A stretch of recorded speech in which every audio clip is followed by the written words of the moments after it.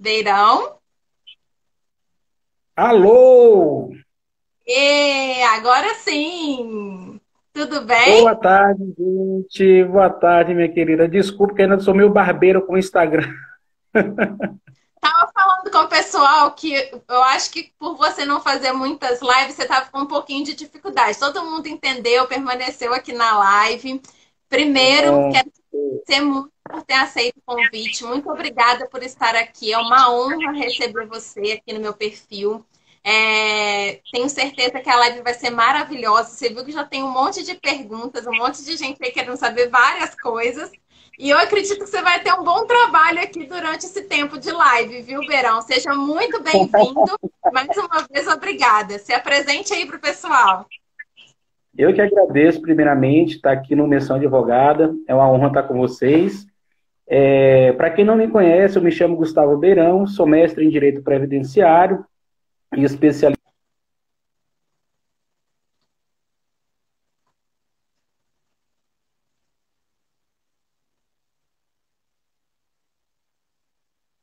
sou presidente da terceira Câmara de Julgamento, tá?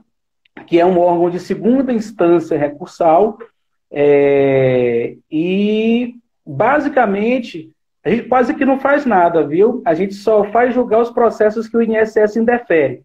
Então, vocês veem que o volume de trabalho.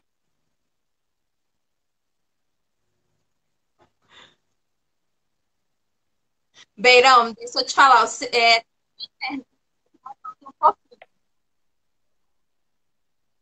Tá me ouvindo? Oi? Oi, Tá me cortou um ouvindo? pouquinho aqui. Tá me ouvindo?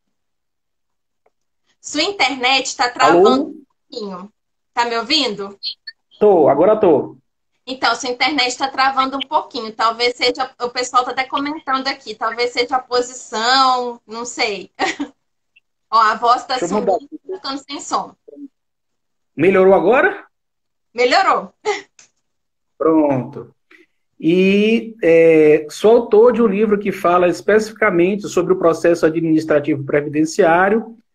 Daqui a pouquinho eu mostro para aqueles que ainda não conhecem que é o resultado da minha dissertação de mestrado, onde a gente tira uma fotografia do que é o processo administrativo previdenciário hoje e quais os caminhos que a gente aponta para uma melhoria, para uma maior efetividade deste processo administrativo previdenciário. Uhum. Então, a CAGE, pelo que você falou, não faz quase nada, é isso? Quase nada. Imagine que o INSS, como a gente sabe, não indefere quase benefício nenhum Não é? e tudo que Chega eles indeferem lá sobe, né? cá. Verão, se você puder falar um pouquinho para os seguidores como que funciona essa fase recursal, porque muita gente tem dúvida, né? Você viu que eu até te mandei uma pergunta de uma seguidora que ela está querendo saber tudo, que ela não sabe nem por onde passa a fase recursal. Então, se você puder dar só uma palhinha aí rapidinha para o pessoal se situar aí. Vamos lá. O processo administrativo previdenciário ele tem algumas fases que se dão no INSS e as fases que se dão lá no Conselho de Recursos. Até o INSS indeferir aquele pedido nas fases inicial, na fase instrutória e na fase decisória, você tem ali, na verdade, ainda não uma lide, porque, na verdade, você não tem nenhuma pretensão resistida pelo INSS até então. A partir do momento que o INSS nega aquele benefício, nega aquele requerimento, tem duas opções. Ou a pessoa, de posse daquele deferimento, já pode ir diretamente para a justiça, ou entrar com recurso administrativo. Importante a gente salientar que muito poucos advogados conhecem o Conselho de Recursos e conhecem esta fase de recursal administrativa, que em muitos casos é mais benéfica para o segurado do que o próprio judiciário. Então, como é que se dá o início desta fase recursal? De posse da carta de indeferimento do INSS, o segurado, através dos advogados, eles podem fazer um requerimento administrativo para que o Conselho de Recursos reavalie aquela decisão que o INSS entregou. quando a gente entra com recurso para o Conselho de Recursos, é preciso que nós saibamos que existem duas fases, duas instâncias recursais. A primeira chama-se Junta de Recursos, elas estão em todas as unidades da Federação. E a segunda instância recursal, que é chamada de Câmara de Julgamento. Existem 4 câmaras de julgamento, todas com sede aqui em Brasília, que julgam os processos recursais em segunda instância. Então, ao se dirigir para o primeiro recurso, é dirigido às juntas de recurso, que podem manter a decisão do INSS ou pode reverter total ou parcialmente aquela decisão do INSS. Este recurso ele é chamado de recurso ordinário. Mantido o indeferimento ou sendo reformada em parte a decisão do INSS, cabe um recurso para a segunda instância, que, neste caso, tanto o INSS quanto o segurado poderão recorrer para a segunda instância recursal. E nesse trâmite, podem ser apresentados novos elementos, novos documentos, até o dia do julgamento do recurso às câmaras, que é chamado de recurso especial.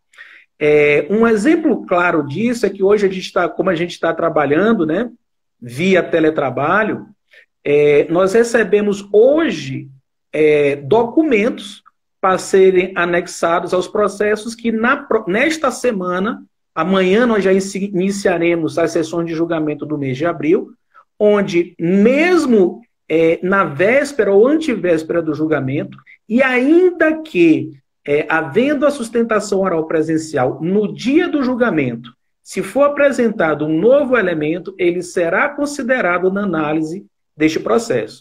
Então, vocês vejam como é diferente do judiciário. No judiciário, se você não leva as provas, não produz em determinado prazo, precluiu e você não tem mais como fazer provas naquele processo. Então, a flexibilidade do processo administrativo na fase recursal também é mais uma situação em que, na maioria das vezes, é mais benéfico se persistir na via administrativa por meio do recurso do que ir diretamente para o judiciário. Inclusive, eu até falo para os meus alunos que tem algumas situações em que o posicionamento do Conselho de Recursos é mais favorável do que o posicionamento da Justiça, né, Beirão? E o recebimento também, o processo administrativo, muitos advogados negligenciavam até então, porque achavam que o processo administrativo era só uma via de acesso para o judiciário.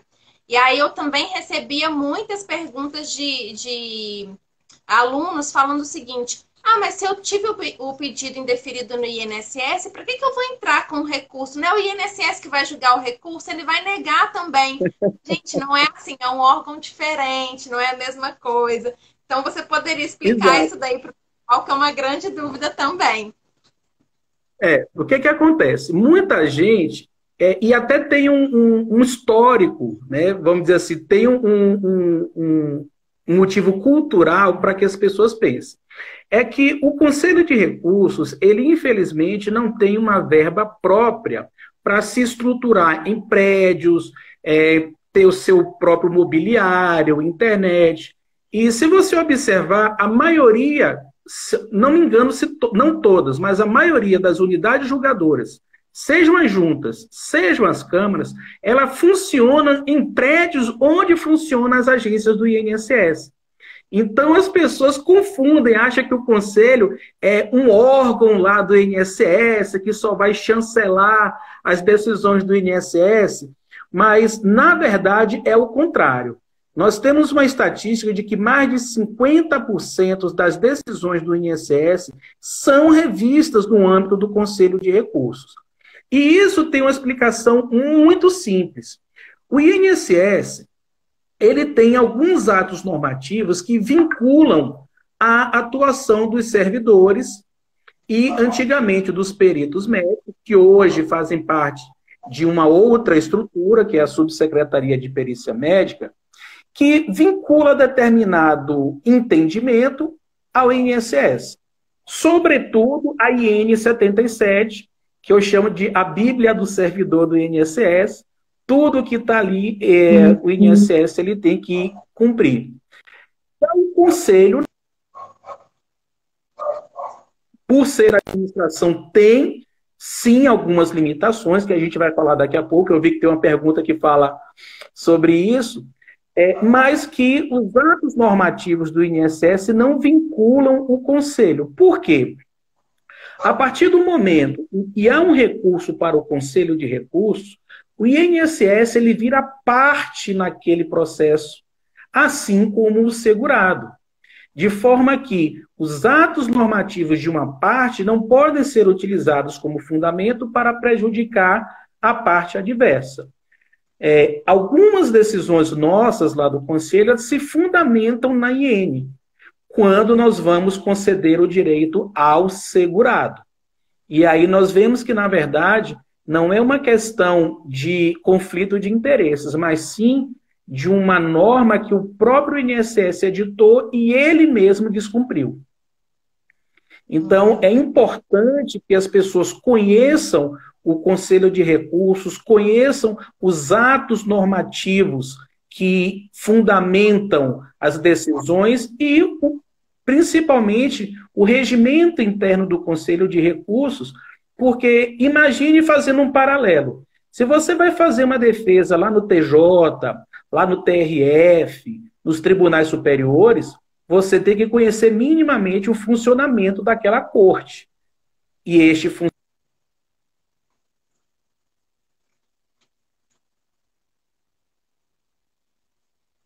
recurso ele também é um tribunal administrativo, mas é um tribunal. E existem regras do próprio andamento processual, dos próprios incidentes processuais, que só estão lá neste normativo. Então, para quem está acompanhando nossa live e já queira anotar, eu quero deixar aqui o normativo que aprovou o regimento interno do Conselho de Recursos, que é a portaria M de Ministério, D de Dado, S de Sapo, a MDSA, número 116, de 20 de março de 2017. Esta portaria... BSA... M de Ministério, D de Desenvolvimento, S de Social, A de Agrário, 116, de 20 de março de 2017. Então, assim, para que a gente comece, a colega que perguntou, eu quero saber tudo e tal. Primeiro passo, ler o regimento interno do Conselho de Recursos para entender quais são as competências das unidades julgadoras, do relator do processo, da composição que está julgando, conhecer os incidentes e, principalmente, uma ferramenta que é muito importante e que, na maioria das vezes, os advogados é que têm que tomar parte neste processo, startar esse processo, e muitos não conhecem, que eles interferem diretamente na jurisprudência administrativa previdenciária, que são os pedidos de uniformização de jurisprudência, onde, a partir daí, será julgado por um outro órgão do Conselho de Recursos chamado Conselho Pleno, que é um órgão integrado pelos presidentes das 4 câmaras de julgamento e pelos membros titulares de cada uma das câmaras, representantes dos trabalhadores, das empresas e do governo, onde, através desse pedido de uniformização, são gerados os enunciados, a gente vai falar deles daqui a pouquinho. Agora, no dia da publicação da reforma da Previdência, foi também publicado um despacho do nosso presidente com 16 novos enunciados do Conselho de Recursos, e esses enunciados vinculam todo o Conselho. Ou seja, se você tem o dos enunciados, das teses que eles trazem, você já entra no processo recursal sabendo o resultado final da decisão. Inclusive, Beira, uma grande dúvida também, que as pessoas também sempre perguntam, é onde pesquisa as jurisprudências. Nossa, isso aí é um problema, não um problema nosso do Conselho. O que é que acontece? Nós tínhamos até o dia 2 de dezembro do ano passado um sistema chamado e-recursos. E o e-recursos, ele é um sistema que foi desenvolvido pelos próprios conselheiros do Conselho de Recursos, à época, lá em 2012, e dentre várias funcionalidades que eles tinham, tinha a pesquisa de jurisprudência. Não apenas os enunciados, não apenas as resoluções emanadas do Conselho Pleno, mas os próprios acordos das juntas e das câmaras. Só que por uma decisão de governo à época, se decidiu que esse sistema seria gerenciado pela Dataprev. E no que a Dataprev entrou, para começar, todo o nosso acervo foi perdido. Se perdeu, não fizeram backup, enfim. E de lá para cá, com a mudança de sistema, também neste primeiro momento não há um escopo de se procurar os acordos de juntas e de câmara. O que nós temos hoje, entrando pelo Google, você coloca lá CRPS, porque como nós passamos de Ministério da Previdência para Ministério da Previdência e Trabalho, depois Ministério do Desenvolvimento Social, que virou Cidadania, e agora está na Economia, a gente não tem um site próprio nosso. Mas se você colocar lá no Google CRPS, você vai encontrar dois caminhos. Um pelo site do antigo Ministério do Desenvolvimento Social, onde você vai encontrar jurisprudência administrativa, e outro pelo atual site da Previdência, ligado lá ao Ministério da Economia. E lá vai ser possível encontrar as emendas das principais resoluções do Conselho de Recursos, separadas ano a ano, até o ano de 2019, e os enunciados do Conselho de Recursos também. Em breve, eu creio que daqui para mais uns 2 meses, eu estou trabalhando num projeto pessoal que, dentre outros conteúdos que serão englobados, eu vou tentar fazer uma compilação, pelo menos, dos acordos de lá da terceira Câmara, para poder disponibilizar para os entusiastas do processo administrativo, para que a gente possa ter um canal para que essas decisões sejam conhecidas e para que o entendimento administrativo ele sirva, inclusive, de parâmetro na hora do advogado decidir. Será que nesta matéria é melhor eu ir para o judiciário ou é melhor eu insistir na via administrativa? Beirão, a Valéria, minha sócia do Previdência, ela entrou aí, ela tá falando que eu não amo ela, porque eu não falei com ela ainda. Ela tá até fazendo uma campanha para você vir para o Previdência. Ela já conversou com você, né? E aí ela já tá aí fazendo... Eu já aceitei de pronto. Gente, então fiquem aí de olho, viu? Porque, Beirão no Previdência. Então, Beirão, pelo que eu entendi, hoje a gente não tem como consultar os acórdãos, então? Não temos hoje. A base de dados que nós tínhamos, ela foi perdida, né, com a migração da gestão do antigo e-recursos. De lá para cá, o e-recursos também ele foi apresentando um desgaste, era um sistema que, até pelo volume de processos que nós julgamos mensalmente, ele saía do ar, ficava lento, estava instável, e a Dataprev falou que não tinha o que fazer, condenou o sistema, e desde 2 de dezembro de 2019, nós estamos utilizando o sistema ESIS-REC, que é o sistema de tramitação do processo administrativo na fase recursal.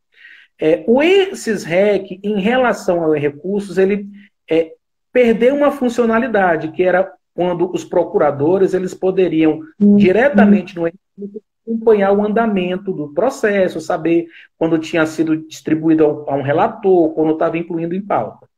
Só que é possível fazer esse acompanhamento por um outro site chamado Consulta Processos.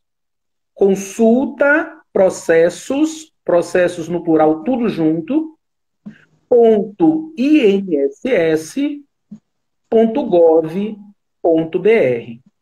Então, através desse site, ele, quando se entrar, ele vai pedir um cadastro. Quem já tem um cadastro feito no Meu INSS, basta repetir a mesma senha, e a partir daí, todos os processos que o advogado estiver patrocinando, ele vai poder ver todo o andamento, ter acesso aos despachos.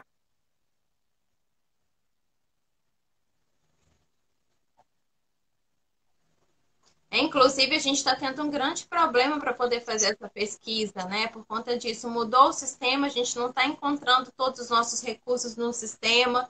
Aí, eu geralmente entro no meu INSS de todos os segurados para tentar visualizar por lá, porque realmente eu estou achando assim... Beirão, voltou? Voltou.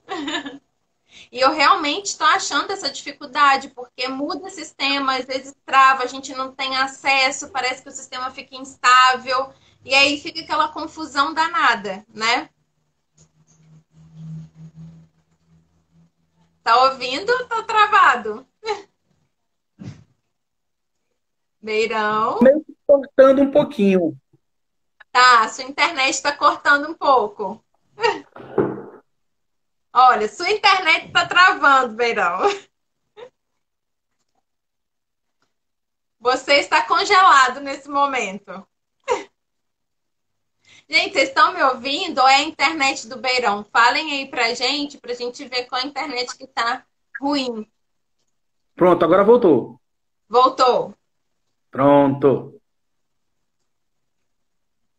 Olha lá, ó. A Carolina tá falando que ela também faz uma planilha e ela vai acompanhando um por um, porque tá todo mundo confuso e todo mundo perdido no meio dessa troca de sistemas, né?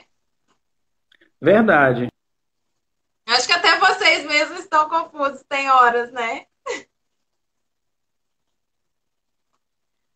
Beirão tá travando, Beirão.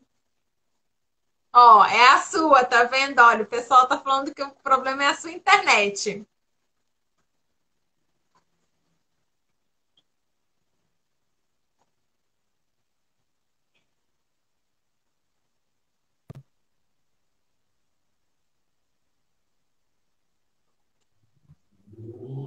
Ó, sua internet tá travando.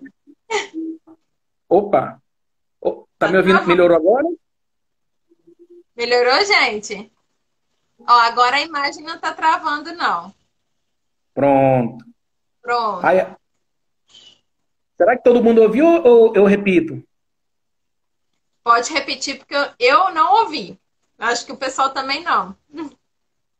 Pronto. O que eu estou falando é o seguinte: enquanto a gente não tem uma solução para que a gente possa ter com mais facilidade o acesso a essa jurisprudência administrativa, seria interessante que os advogados que patrocinem os seus recursos administrativos, quando tiverem acesso aos acordos, que eles possam fazer um intercâmbio e trocar esses acordos, porque é importante se criar esta base de decisões para que vocês tenham, inclusive, um acesso a decisões divergentes na mesma matéria para poder suscitar os pedidos de uniformização de jurisprudência. Até porque se a gente não tiver um parâmetro, né, não tem como a gente fazer isso. E a gente ficar aí impedido de ter acesso, fica complicado para a gente poder se utilizar desse recurso, né? Porque não tem como a gente ter um acordo, um paradigma para a gente ver e fazer o que deve ser feito. Então, é bem complicado para a gente também, né? E até mesmo para a gente saber, não só para fazer essa questão, mas para a gente saber se aquilo que a gente está pleiteando no Conselho de Recursos tem chance ou não de ter êxito, né? Porque às vezes a gente vai ficar Perfeitamente. por Conselho de Recursos não aceita e o Judiciário, de repente, aceita. Então, se a gente tivesse acesso a essas informações, ficaria muito mais fácil da gente ver qual processo é mais viável administrativo e qual seria mais viável judicial, né? Mas, infelizmente, nós temos que contar com... Essa é a ideia que a gente está querendo trazer. Oi? Não tô... Estamos te ouvindo, pode falar. Essa é a ideia que a gente quer trazer, né, para um projeto que está caminhando, né, a alguns passos largos, onde eu estou preparando, né, minha próxima obra, que fala justamente da jurisprudência administrativa previdenciária comentada. E aí nós vamos citar ponto a ponto da jurisprudência, entendimentos dos mais diversos, como que o INSS, inclusive, uma coisa engraçada, quando nós falamos em entendimento administrativo,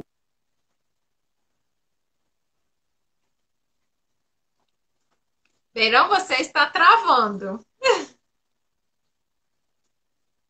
Gente, está vendo como quando a live é super interessante, super trava. Vocês estão percebendo como é que é, né?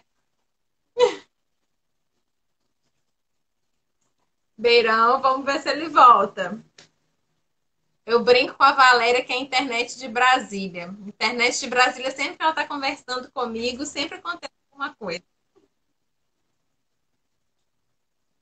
Esta obra e também lançando um site onde vai ser muito fácil de se fazer esse tipo de busca, né? Nós estamos compilando o que é que o STJ entende, o que é que a TNU entende, o que é que o INSS entende, o que é que o Conselho de Recursos entende, para que a gente possa disponibilizar os enunciados por tema, os acórdãos por tema, as resoluções do Conselho Pleno, tudo por tema, porque aí você vai colocar lá auxílio-doença, por exemplo, e aí você vai colocar auxílio-doença junto com uma outra situação, que você quer colocar, por exemplo, qual o entendimento a respeito do cômputo do auxílio-doença como carência para uma aposentadoria. Então, você vai ver que o entendimento do INSS é um, o entendimento do Conselho é outro, o Judiciário tem outro, né? E tem outras situações das mais diversas.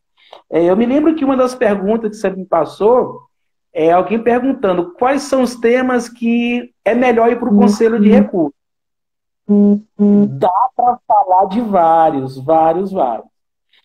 Primeiro deles, disparado, reconhecimento de tempo especial.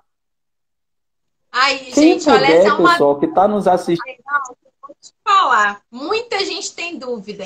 Eu devo ou não devo continuar no recurso administrativo quando é tempo especial? Acho que é recorde. Pelo amor de Deus, continue, não vá para o judiciário, principalmente não vai para o JEF, pelo amor de Deus. Porque é o seguinte, essa é uma matéria que é muito bacana da gente comentar pelo seguinte, como eu falei, o INSS, ele segue o que está na IN. O que está escrito na IN foi feito para negar qualquer tempo especial. Entende? E nós, lá no Conselho, já temos uma outra visão, como o que nos vincula é a lei, é o decreto, são pareceres da Consultoria que foram assinados pelo Ministro de Estado, nós temos uma liberdade de interpretar e aplicar a lei conforme os preceitos constitucionais, conforme os princípios aplicados ao direito previdenciário e ao processo administrativo. Então, nós temos, só para vocês terem um exemplo, dos 16 enunciados que foram editados agora em novembro do ano passado, 5 falam sobre tempo especial. Um fala de PPP e LTCAT, outro conhecimento de tempo especial por categoria profissional, outro fala especificamente de ruído, outro fala de tempo rural para enquadramento como especial, e na maioria dos casos são todos de uma forma construída lá no Conselho, de forma a conceder o benefício, a não se apegar a detalhes, a falhas de preenchimento de formulários, a interpretar determinados enquadramentos, né? Porque a gente sabe que nesta peleja, o segurado é a parte hipossuficiente. Muitas vezes ele não tem o conhecimento necessário sequer para chegar para o empregador e dizer, olha, isso aqui está errado. Obviamente que existem alguns critérios formais de formulários que não podem ser inobservados, mas, de uma maneira geral, o entendimento do Conselho é pró-segurado. Outro tema que é muito bacana. Acho que você pode responder isso melhor do que eu. Essa questão é com relação aos agentes nocivos, né? Agora, com relação à periculosidade, como que fica isso no Conselho de Recursos? Pois é, periculosidade, o Conselho de Recursos ele não enquadra posterior a 97. Isto porque o decreto 272, ele revogou expressamente os decretos lá de 64, né, o 53831 e o 83080 de 79, que previa como forma de enquadramento a periculosidade, a penosidade e a insalubridade. Então, por exemplo, se você tem uma situação para enquadrar eletricidade com exposição acima de 250 volts, os períodos, né, desde que os PPPs estejam corretos, vamos enquadrar tranquilamente, mas somente até 5 de março de 97. A partir daí, inclusive, existem várias resoluções do Conselho Pleno do Conselho de Recursos que vedam o enquadramento posterior, porque tem um decreto, e o decreto nos vincula, vedando a exposição, a enquadramento da eletricidade, da umidade retirada da relação de agentes agressivos. Então, aquilo que está em decreto, a gente é obrigado a seguir, sob pena de recebermos um pedido de revisão de acordo, por estarmos decidindo em desconformidade com o decreto, ou até mesmo reclamação ou pedido de uniformização ao Conselho Pleno, por já existirem diversas resoluções nesse sentido. Pois é, então aí, gente, ó, já fiquem atentos à questão da aposentadoria especial, do tempo especial, viu? Quando é agente nocivo, o Conselho de Recursos ele tem um entendimento bem favorável ao segurado. Quando é a questão que envolve periculosidade, depois de 97, pode ir para a justiça, porque o Conselho de Recursos já não pode fazer mais nada por você. Então, é basicamente isso que o Beirão quis dizer para vocês, tá? Tem mais alguma situação, Beirão, que a gente pode aí continuar seguindo na via administrativa, que talvez a gente tenha êxito? Vigilante. Situação que, recentemente, o STJ, né, ele afetou como representativo de controvérsia, ou seja, todos os processos que envolvam enquadramento de vigilante estão sobrestados, e neste quesito, o INSS tem um entendimento, o Conselho de Recursos tem outro entendimento, e o Judiciário outro totalmente diferente. Antes do pedido da afetação, né, como repetitivo, o ministro Napoleão, em duas decisões, uma no final de 2017 e outra em 2019, ele estava reconhecendo a possibilidade do enquadramento do vigilante, sem arma de fogo, inclusive, e posterior a 5 de março de 97, dizendo que a questão da periculosidade era meramente exemplificativa. O INSS, na instrução normativa, eles têm duas exigências para o enquadramento. Mesmo que o enquadramento seja possível por categoria profissional, o INSS exige o PPP. Segundo, além de ter o PPP, ele tem que ter também o enquadramento feito com a utilização da arma de fogo. Então, INSS enquadra com arma de fogo e com PPP. E, em todos os casos, só é enquadrado até 28 de abril de 95, que é véspera da publicação da Lei 9.032. Como é que o Conselho entende? Não há necessidade de enquadramento com a arma de fogo. Por quê? Porque a Lei 7.102 de 83, que é a lei que regulamenta a atividade de vigilância, lá no seu artigo 16, que traz os requisitos para o exercício da profissão, ela não exige a utilização de arma de fogo. Então, veja.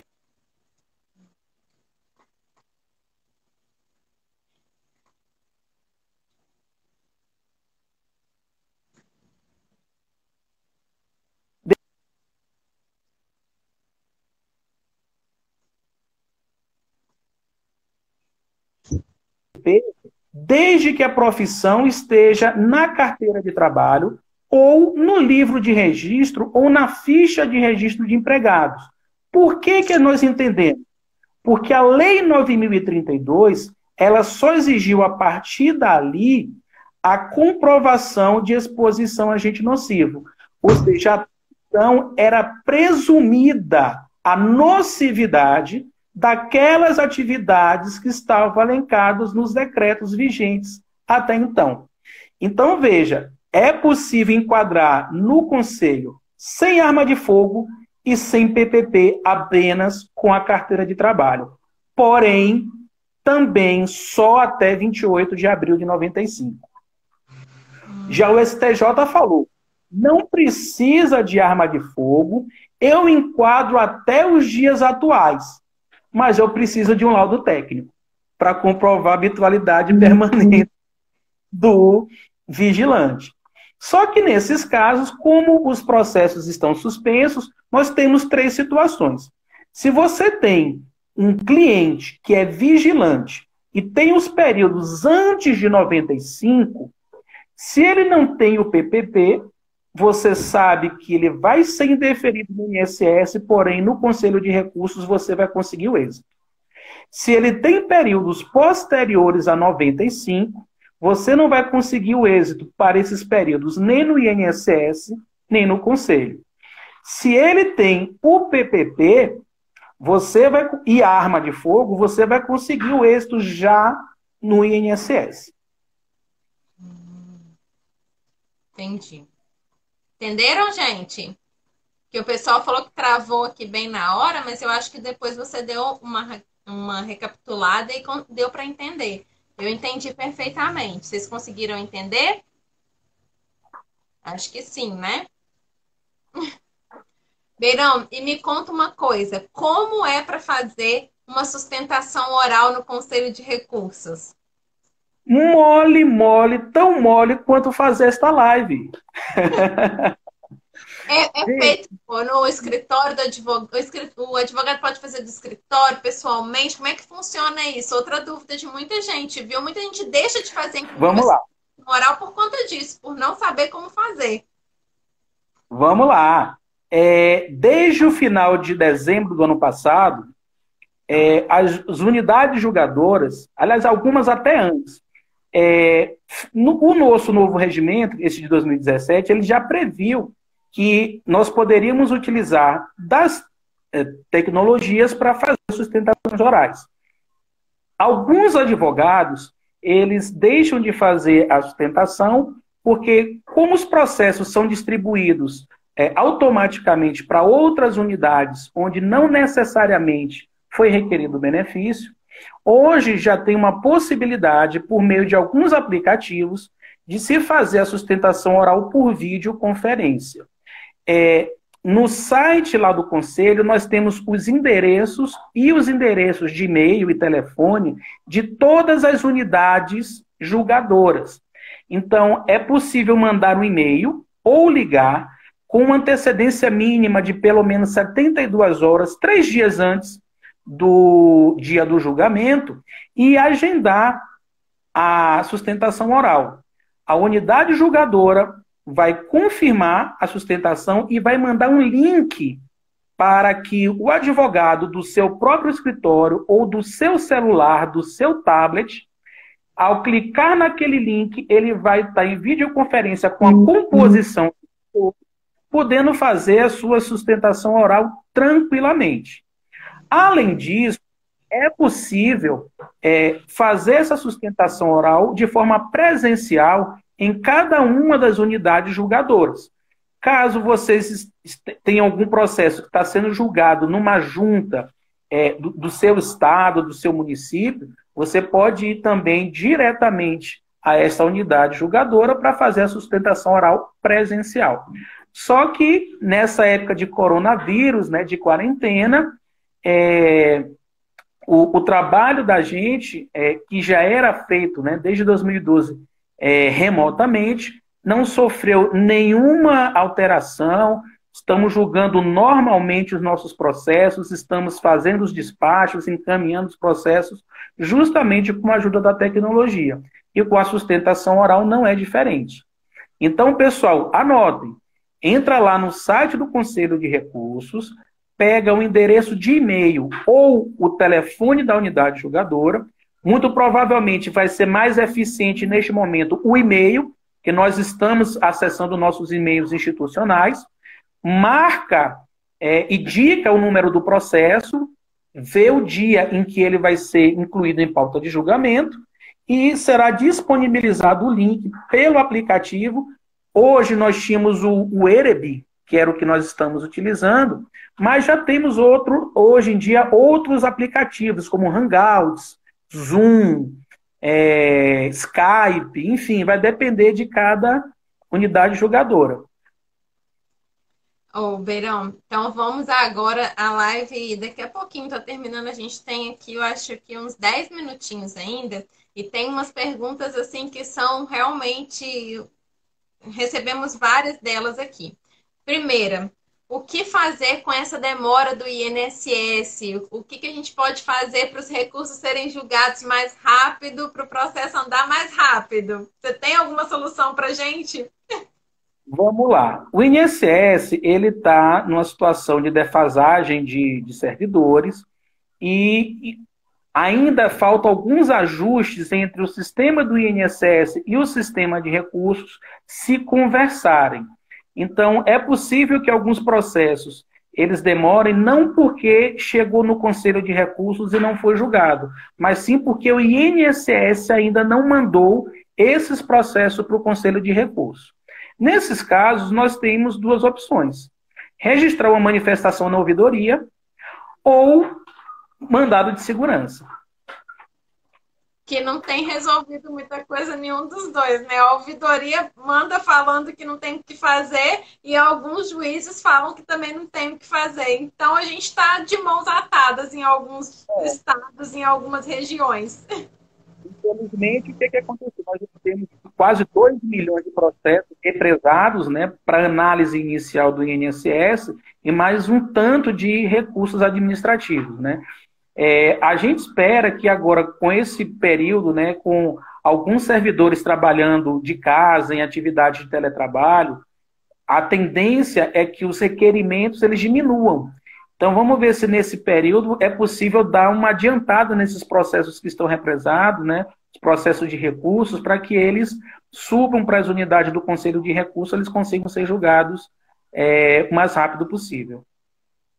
Inclusive, gente, para quem não sabe, até me perguntaram isso numa das perguntas que eu recebi para passar para o Beirão, se estava funcionando normalmente o Conselho de Recursos. Está funcionando, inclusive amanhã tem sessão de julgamento, não é, Beirão? Amanhã, 1º de abril, não é mentira.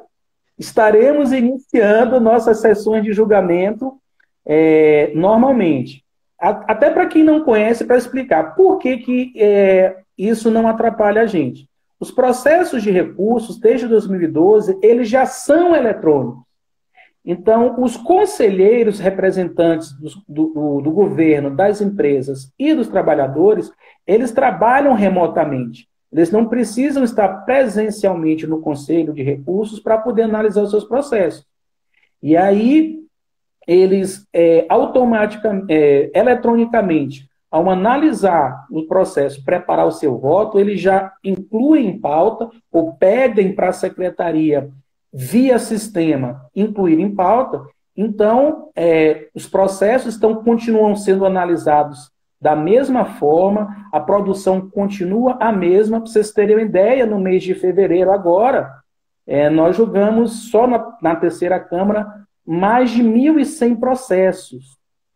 Nós temos atualmente 14 conselheiros julgando, entre representantes de empresa, trabalhadores e governo, e a média lá da terceira Câmara é mais ou menos isso, 1.100, 1.100 e poucos processos por mês. Um grande número, né? E aí, o que acontece?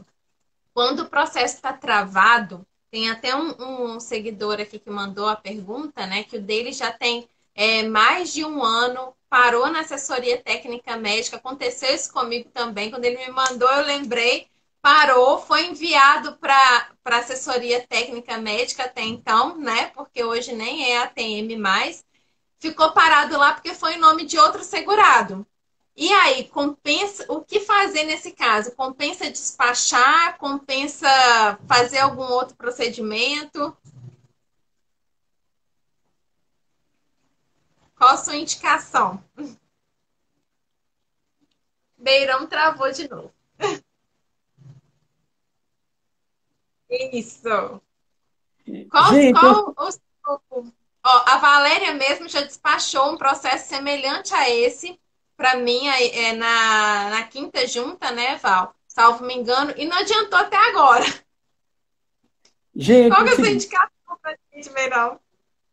perícia médica como direi, é um outro processo à parte. O que acontece? Nós tínhamos assessores técnicos médicos, que eram peritos médicos, até então do INSS, cedidos ao Conselho de Recursos. Com a Lei 13.846, então, desde o início de 2009, eles estão fazendo parte de uma outra estrutura, saíram do Conselho de Recursos, saíram do INSS, e naquela época já existia um grande volume de processos que estavam com os assessores técnicos médicos, só que não voltavam. Por quê? Porque nós sabemos que a maior demanda do INSS são de processos de benefícios por incapacidade. A média de quantidade de processos que cada assessor médico que tínhamos, era em torno de 50. Travou de novo. Então, voltou? Voltou. Pronto. Voltou. Então, era cerca de uma média de 3.000 processos para cada assistente técnico médico. Com a ida deles para a subsecretaria, lá eles criaram outro sistema que é diferente do sistema do Conselho e diferente do sistema do INSS. Os três sistemas não se conversavam. E agora, recentemente, já está se fazendo via DataPrev uma forma desses sistemas se conversarem para que os processos que tinham sido encaminhados na época para os ATMs, que não existem mais, vão agora para os PMFs, que são os peritos médicos federais, onde eles vão fazer essa análise e retornar. Esse mês nós já recebemos alguns processos que nós tínhamos encaminhado. Cerca de 50 processos que nós encaminhamos já voltaram do assistente técnico médico, e as juntas também já estão recebendo processos que estavam lá parados há mais de um ano, etc. e tal. Então, quando os processos voltarem com os pareceres médicos, eles estão aptos para irem para a pauta de julgamento e serem decididos, né? Então, realmente, é uma situação complicada essa dos processos de benefício por incapacidade, mas que agora, com essa interface se comunicando lá no sistema da perícia médica com os nossos sistemas, a tendência é que isso seja acelerado, né? O ritmo de análise seja mais acelerado. E agora a pergunta que não quer calar, né? No meu caso, por exemplo, eu estou recorrendo porque não houve a citação do segurado e aí o benefício foi cessado indevidamente. Não teve perícia, não teve citação, não teve nada. Então, eu achei prudente ir para o Conselho de Recursos, porque realmente é uma situação que eu acredito que eu vou conseguir reverter, porque o processo ele teve uma certa invalidade processual dentro dele. Mas quando não é esse caso de invalidade processual, quando é um caso em que você está discutindo a incapacidade, pela sua experiência, tem chances do perito médico reverter a decisão do perito médico do INSS? Se sim, qual a porcentagem, mais ou menos? Olha que interessante, porque nós, no grupo dos presidentes das unidades, alguns colegas das juntas, né? Eu falo mais das juntas porque os benefícios de auxílio-doença, quando ele se trata de matéria médica, ele é de alçada exclusiva das juntas, então a gente não pega muito nas câmaras. Mas a média de reversão das decisões do INSS em matéria médica não passa de 10%. Existe reversão da decisão do INSS? Existe, mas não em um percentual tão grande. Então, é importante, na hora de recorrer, verificar.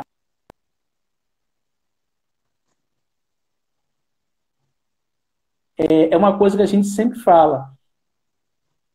Atestado médico, ele não é um documento muito forte assim para você tá convicto que a pessoa está incapaz. Ele diz ali que a pessoa ficou doente. E o conceito de doença é totalmente diferente da incapacidade. Então, o que é bom? Juntar os relatórios médicos, de preferência de especialistas daquela patologia, para juntar aos autos, verificar o histórico de afastamentos daquele segurado, se ele já teve outros benefícios, identificar a CID dos outros benefícios, para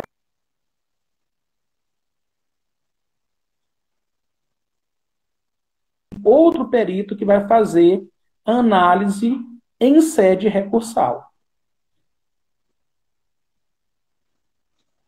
Pois é isso que eu até falo para os meus alunos. Nesse caso, melhor judicializar, porque as chances de reversão são bem pequenas, e aí você corre o risco de ficar um tempão perdendo tempo na via administrativa que você poderia estar indo para o judicial. Eu acho que, na minha opinião, só compensa aí se for uma falha processual, que é o caso desse meu cliente, que não houve citação. Então, o processo ele foi teve um ato inválido dentro desse processo. Então, ali eu não estou discutindo a incapacidade dele, a invalidez dele. Eu estou discutindo o ato processual que deveria ter sido realizado e que não foi.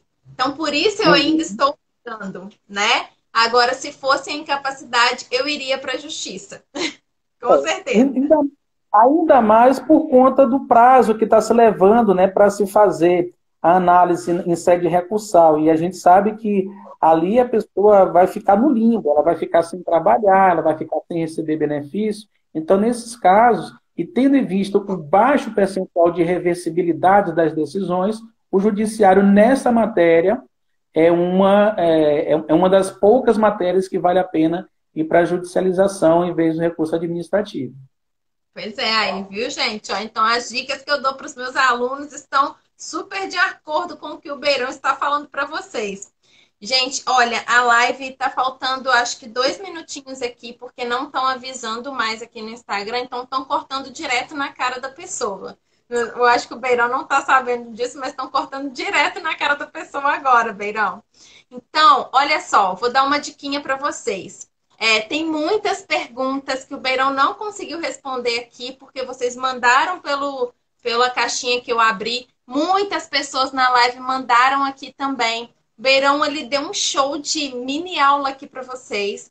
E se vocês quiserem mais conteúdo, quiserem realmente ver todo esse conteúdo compilado, completo, super completo sobre recursos, enfim, Previtivente vai lançar um curso com o Beirão aí em breve e tem o livro dele também, ó, para quem já quiser adquirir, tá? Então fiquem atentos que a gente vai lançar o curso do Beirão e tem o livro do Beirão aí. Qual o nome do livro, Beirão? Processo Processo administrativo. administrativo previdenciário e a sua efetividade. Está disponível pela editora Juruá, ok? Nessa época de quarentena está em promoção, inclusive. Pois é, quanto por cento de desconto? Está com 15% de desconto. Olha que descontão. Ó, o Instagram está me avisando agora 30 segundos. Então não esqueçam que o Beirão vai vir para o Previdência num curso só de recursos para vocês, tá? Em breve a gente vai lançar. Beirão, quero te agradecer. Muito obrigada por ter vindo aqui. Foi uma honra te receber. Você tem 10 segundos para se despedir. Eu que agradeço, muito obrigado. Nossa parceria aí com o Prevadvance já está mais do que consolidada.